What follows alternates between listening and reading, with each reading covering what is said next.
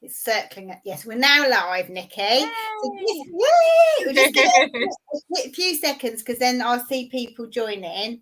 Yeah.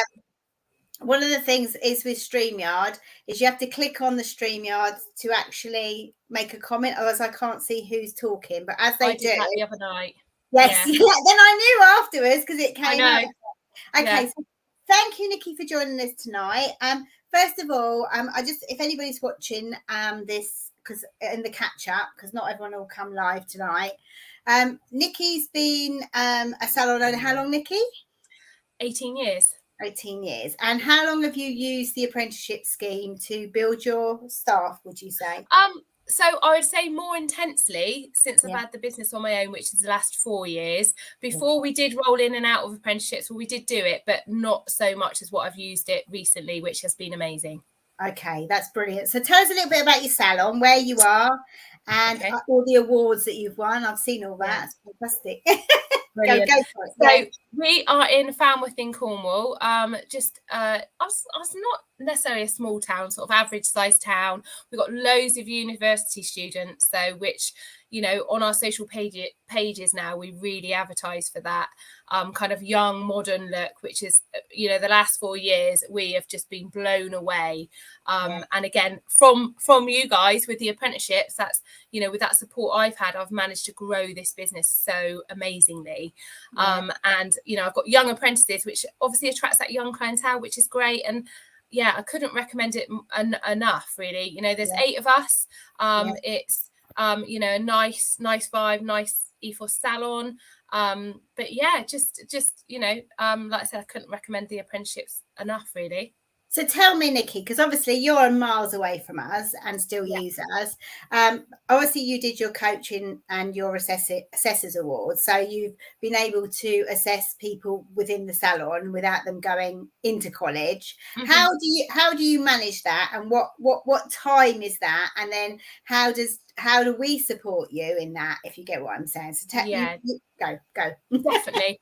That is one thing I would say. I think if you're looking at apprenticeship, you've got to have the time to do that, and you've got to invest in the future. And I'm all up for that, you know. So I see the bigger picture from my experiences in the business.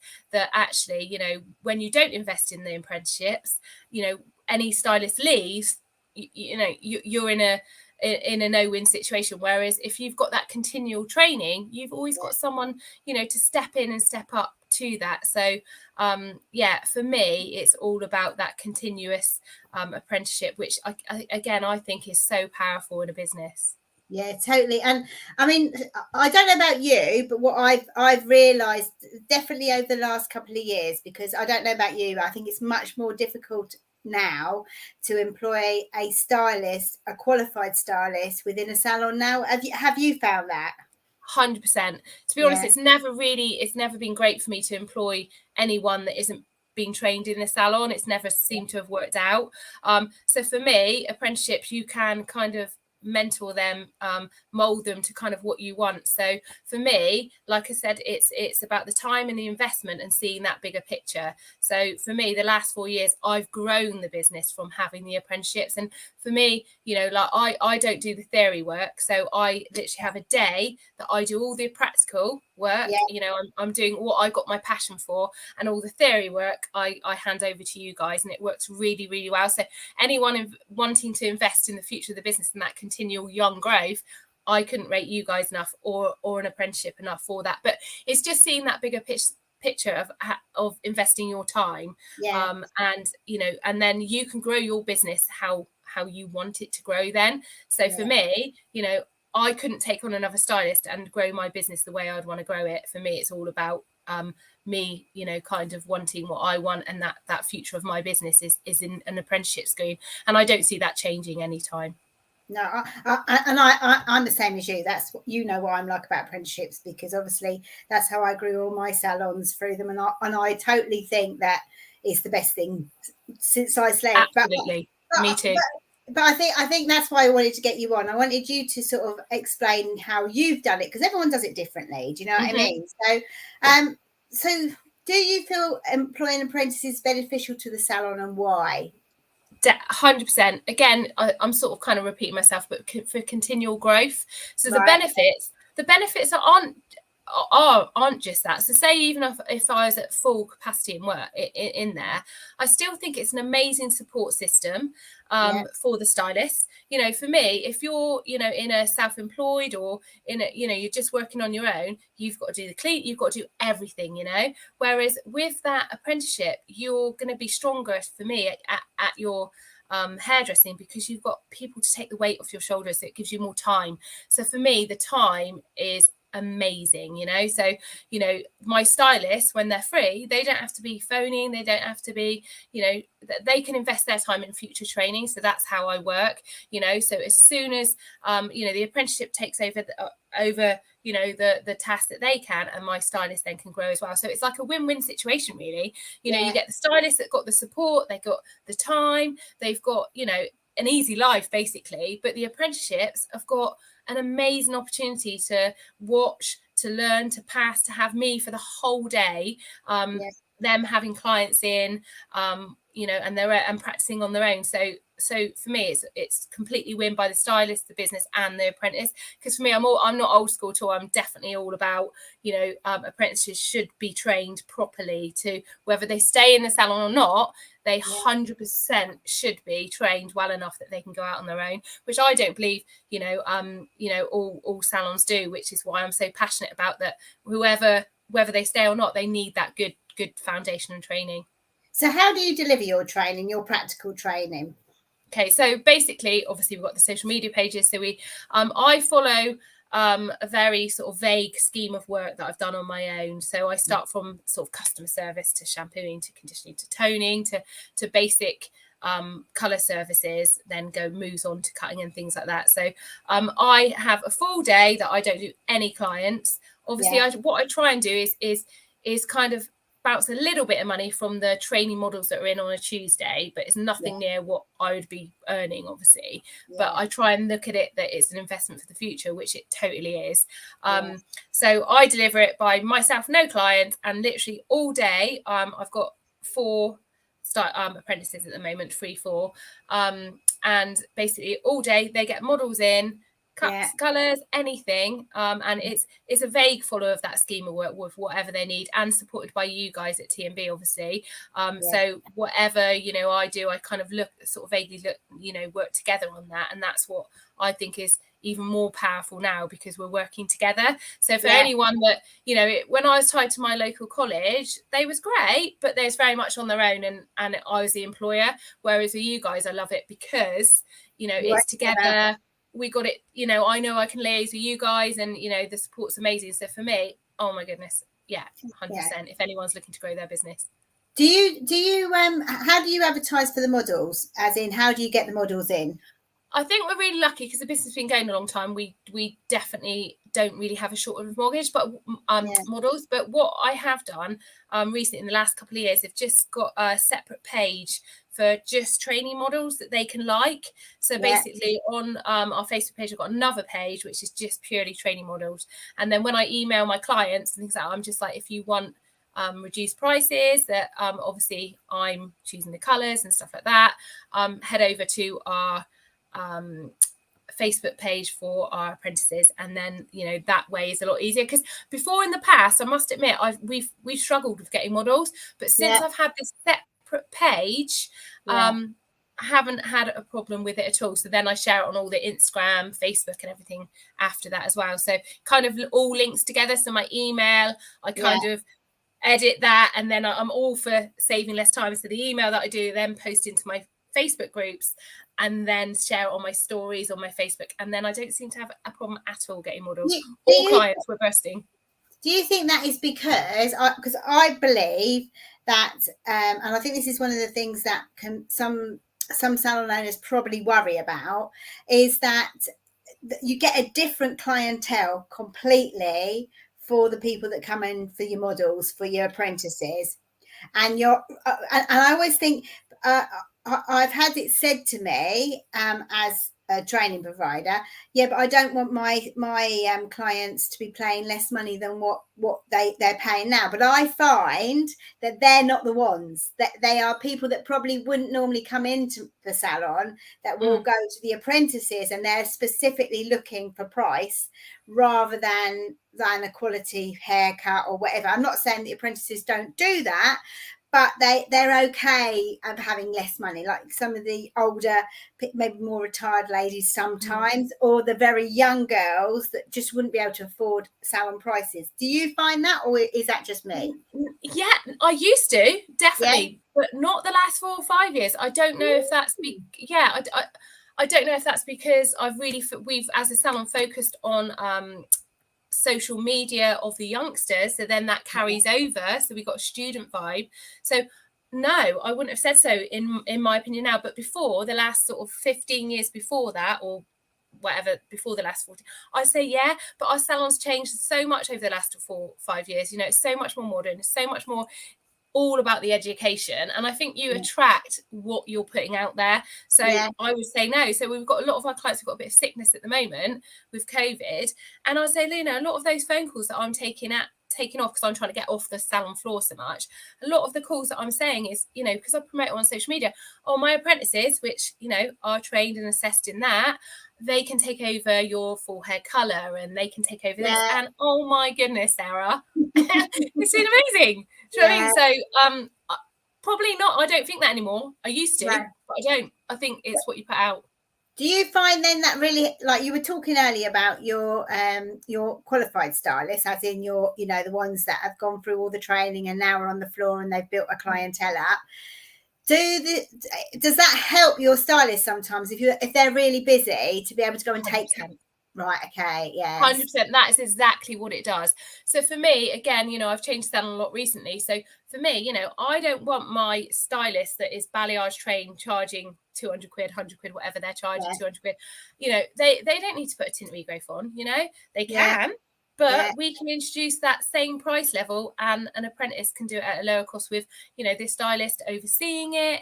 And that's the way I'm working, without a shadow of a doubt now. And it's really strong. All I see is the future getting so bright because of the way we're working together. And, you know, my salon manager and all my stylists have been trained in the salon, and they're all amazing. And they're all of the same vibe as what I am, and which I think is what all, you know, comes down to, isn't it? You know, you attract that same sort of characters, so they're all up for that nurturing kind of empowering the apprentices. No one's better than each other, we're all on a level, you know, and that's what I'm all about, you know, and that is just it, that team effort. So like it doesn't matter where you are in the, and then I presume because of that you get a motivated apprentice. Is that 100%, right? Literally, like, you know, again, going back years, I'd really struggled to find an apprentice, whereas now I literally have to go, oh my God, you'll be perfect, but we haven't got any space. Do you know what I mean? So it's literally full circle. I've got a pick of who I want, and my apprentices now are the most amazing I've ever had. They're amazing. So with that, do you think if people were to follow this system and they were to do it, and I know you take a full day out of a week to train them, which I think is so important anyway, because it you know, even I think this is where a lot of people do go wrong. They worry about losing a day money, but actually if you think about it, if you're training people to be mini yous, then you're 100%. Going to be eventually 5 times mini yous going forward, aren't they? So actually it will come back tenfold, I presume. Is that, am I right? Yeah, 100%. And maybe that's me being a control freak, but I do like that fact of what, you know, what I think's right, you know, and it comes down to not just about the hair, and that's the way I educate. It's how you make people feel, you know, it's the little touches which will elevate that experience. And, you know, that comes into my daily huddles with anything. It's not, you know, people expect that good hair, don't they? You know, it's about how you make you feel, how that customer care is, and that's all part of the training as well. It's not just about hair, it's about all of that, which you know, again, with you guys, you know, it just works hand in hand, really. I think because they become your brand rather than the college's brand, or I'm not knocking the colleges in any shape or form, but I just found that myself in my salon, they became mini me's, which was always really good because people knew what to expect when they came in the salon. They knew the standard, they knew what type of clientele, you know, what customer care they would get. They would have the same coffee that I would offer them. Do you know what I mean? Across the board. Definitely. So you know, and I don't know about you, Nikki, but for me, I think it's 50% skills and 50% service nowadays, because 100%, and the attitude of the apprentice. So, you know, for me, again, from a business point of view, I've got 2 years to know if they're going to fit in my salon to that degree, you know. So, you know, I know that if they've got the right mindset and the right attitude, if they can be, you know, constructive criticism, and I know that they're going to take, you know, if I haven't got that, I know from my experience, I can't work with people that aren't, you know, God, I'm not perfect, but I know I need that sort of attitude and mindset that is always willing to learn and to grow together, not just as a you know, I know this, I know that, but I can learn from them, they can learn from me, and it's just that mindset and attitude basically, which is everything for me. I can change skill. I can you know, I can train in every way as long as their mindset and their attitude is there.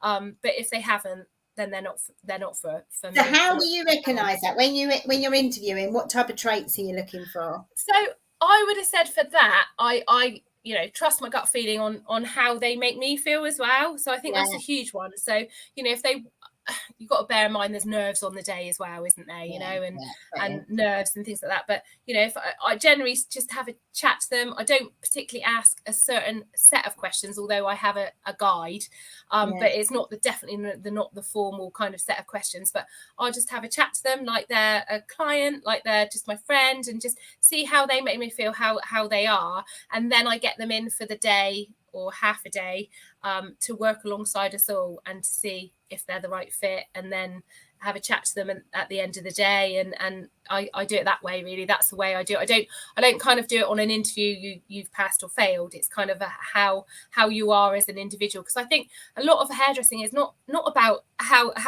their hair is, although that is got to be, but it's how they make people feel, which I think is huge in my experience. Totally. Yeah, because people will forgive if they get a colour wrong, but if you're rude to them, they'll never come back. Do you know what I mean? You know, it's definitely. Like, I mean, I remember when I was first training, I used to chase people down the road when I mucked up whatever I'd done, and said, "Come back, I'll do it again for free." Yeah, I'll do it again. And that's it, isn't it? You know, that totally. So how quickly are they actually do you get them on the salon floor? So they've come in, they've started with you. When do you think, at what point do you think they're making you money as such, as being? Okay. So I would have said from that, so I try and obviously get them to make me cover their wages as quickly as possible.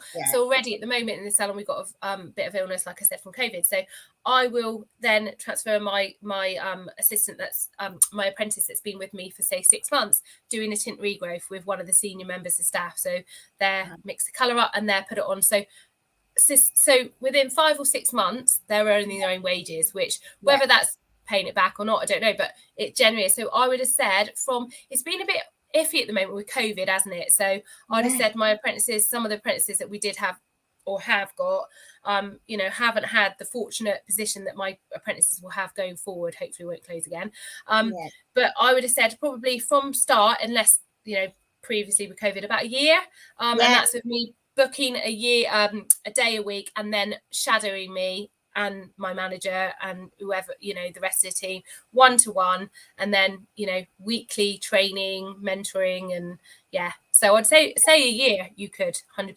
And but already within 6 months, if not sooner, I'll get them doing tint regrowth, toners, full head colours, and it brings an apprenticeship, bring that lovely young vibe into the salon. You know, they don't want to stand still. They know all their TikTok, they know all their Instagram. You know, I'm not someone that wanted to work in my back garden, because that's just not what there's nothing wrong with that. But for me, I liked working with a team, and I like seeing that growth within the salon and team player, really. You know, and also it's nice to go into a salon. I don't know about, I like the atmosphere, and I think that there's definitely people that will be fine doing 1-to-1s and mobile and so on. Do you know what I mean? But there's a room for everybody. Do you know what I mean? There's nothing wrong with that. at all. Right. But for me, Right. that is, I'm more of a team player without a doubt. Okay. Tell me a funny experience. Have you ever had a funny experience with an apprentice before? Do you know what? I don't think I have. I think, that young vibe that apprentices give is amazing. Do you know what I mean? And I think it keeps me young. So for me, again, that's another reason why I love it, because I'm down with the kids in there. Do you know what I mean? I love them. I love the fact, that they're, they bring that young vibe attitude. So we have such a laugh, sometimes in there. It just cracks me up. So I wouldn't have said there's one particular scenario of an apprenticeship, but without a doubt, I love working with youngsters because I think it keeps you young, So totally, Do you find, you mentioned earlier on about TikTok and Instagram? Yeah. Do they help you with your social media? So I don't have a clue about TikTok. So they do their own TikTok and I'll share it on our page. And I've got no interest in it either. So obviously I know a bit more about Instagram now, but because I've had to. But yeah, they will definitely be there like, Nick, look at this. I'm definitely mum figure in the salon without a shadow of a doubt. They'll be like, oh God, I can't believe you say that. Do you know what I mean? So You're yeah, not cool anymore, Nick. definitely. I'll be like, girls, what's this? Although I have had to get better because it is all online, isn't it? The clientele I've wanted to attract, I've definitely had to get better. But they are, again, it keeps you fresh, doesn't it? Or that new apprenticeship coming in. And again, I think if I wasn't educating them, I wouldn't be learning and growing as much as I can. And I think the rest of my team as stylists would believe that as well. All of them have got that mindset that, if we didn't have apprenticeships in and teaching, because, all my girls teach the apprentices as well. That's what I was going to ask you. Do they mentor them? They do. They literally, I've been off with COVID, although I'm fine.